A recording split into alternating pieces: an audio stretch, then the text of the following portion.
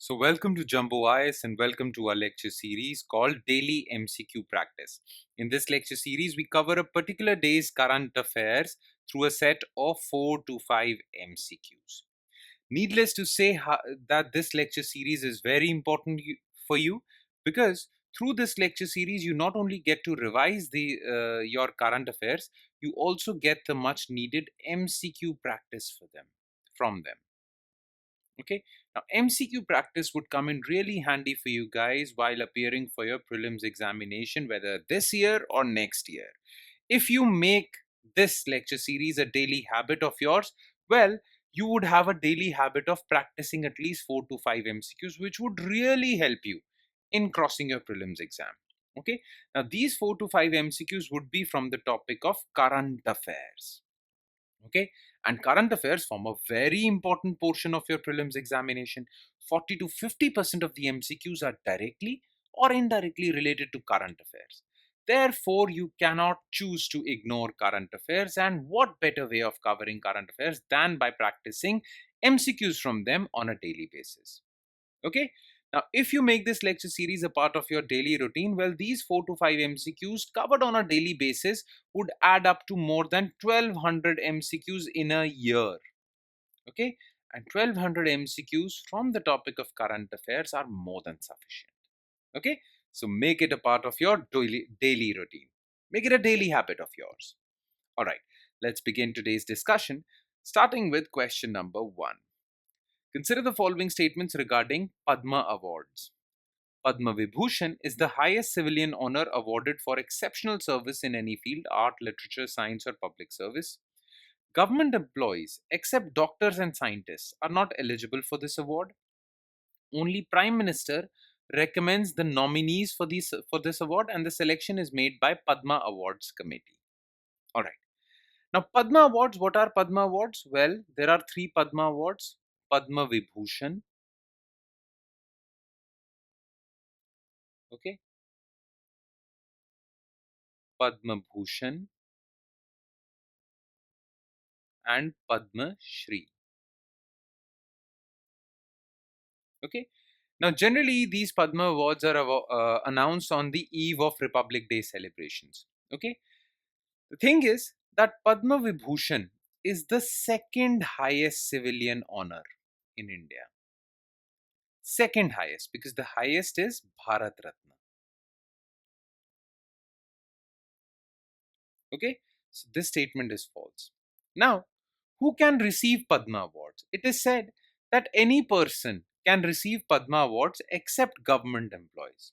Okay, but if you're a government employee, okay, and a doctor with the government or a scientist with the government, then you're eligible for Padma Awards. But apart from doctors and scientists, any other government employees, well, they are not eligible for Padma Awards. Okay, so this statement is correct. Now, the thing is that the nomination procedure for these Padma Awards is open to public. Okay, public can nominate people for this award. You know, it's not just the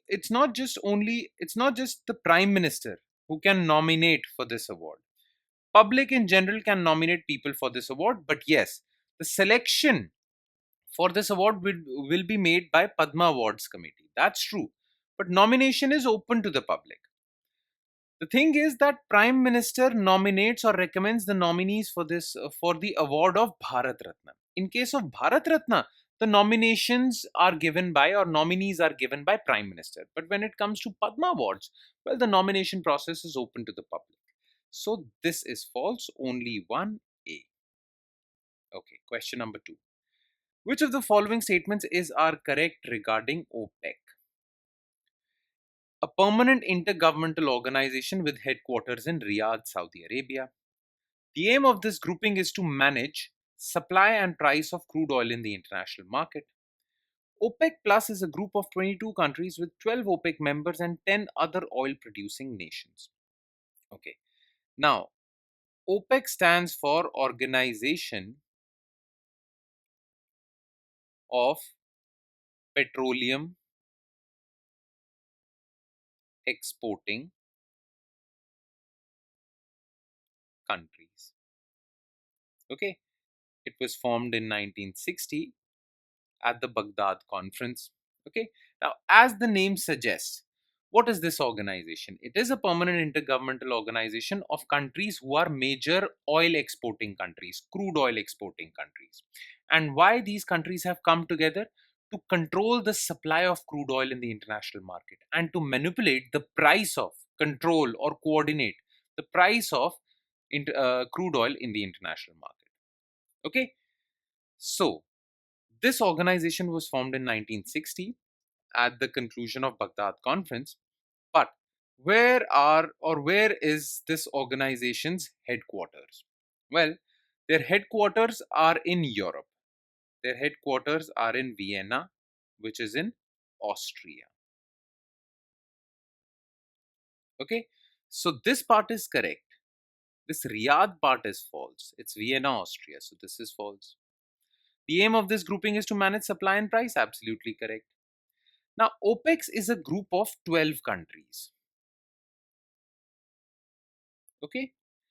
Apart from these 12 countries, there are many other major oil producing countries. Well, those countries also got together with OPEC, okay, and formed OPEC Plus. So OPEC Plus has 12 countries from the original OPEC and 10 more countries which are major oil producing countries, oil exporting countries. So this group is known as OPEC Plus. This part is true. Okay. 2 and 3, the answer is D. Question 3. Consider the following statements regarding RBI Integrated Ombudsman Scheme. The scheme was introduced in 2021 to combine six previous RBI Ombudsman scheme into one. RBI's executive director in charge of the Consumer Education and Protection Department would be the appellate authority under RBI iOS. This concept of ombudsman arrived from Sweden. Okay. The thing is, who is an ombudsman? Let's suppose there is a public authority or public organization. Okay. You have to deal with this public organization. Suppose you have a complaint with this public organization or public authority. Okay. Whether it's related to customer service, whether it's related to service delivery, whether it's related to harassment or any other thing. Okay. Suppose you have a complaint with this public organization. Now, where will you file this complaint? Well, these organizations have an ombudsman. Okay, there is an ombudsman which will hear your complaint and deliver their decision after hearing your complaint. Okay, so ombudsman is basically a designated person that hears the complaints against public authorities. Now, in 2006, RBI came out with banking ombudsman scheme. Okay, so if you have any complaint with respect to service delivery of any bank in India, you can complain to banking ombudsman. Then a need was felt in 2018 that there should be a separate ombudsman for NBFCs, non-banking finance companies. Okay, housing finance companies, gold loan companies and all that. These are non-banking finance companies. So a separate ombudsman was in 2018 created for non-banking finance companies. And in 2019, a separate ombudsman was created for digital transactions. Okay, people or entities who manage digital transactions, if you have a complaint against them, you can file that complaint in the office of this ombudsman who manages digital payments or digital transactions. All right. But in 2021, RBI found that these three offices should be merged. These three different ombudsmen should be merged to create one single ombudsman, following the diktat that there should be one nation, one ombudsman. Okay, so RBI decided to combine these three ombudsman schemes in 2021, okay, into one. So there were not six ombudsman schemes, there were only three ombudsman schemes. Okay, because of this word six over here, this statement is false. Now, if you're not satisfied with the decision made by this ombudsman, okay, and you want to file an appeal against this decision, then you can file that appeal in the office of Executive Director of Consumer Education and Protection Department in RBI. Okay, This part is correct.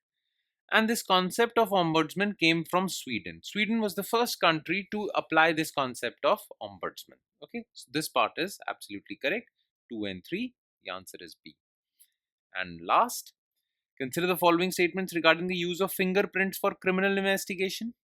As per Identification of Prisoners Act, law enforcement agencies can store fingerprints of persons arrested in cases that carry a punishment of more than 1 year. The fingerprints are matched using Henry classification system. Okay, it is a system basically which helps to match fingerprints of two accused, or to match fingerprints, two sets of fingerprints. Okay, the thing is, both these statements are correct and no further explanation is required in this case. Both of them are correct. All right, so the answer is both C. And with that, we conclude today's session. Thank you so much for watching, everyone, and I hope it added value to your preparation. But it would add more value if you revise this lecture also. And you can revise this lecture from the notes provided by us. These notes are available on our app, on our website, and on our Telegram channel. Now, where can you find our Telegram channel? Just below this video in the comment section, you'll find a link. All you have to do is just click on that link and you'll be able to access the notes for this lecture. Okay? All right. I'll be signing off. Thank you so much, everyone.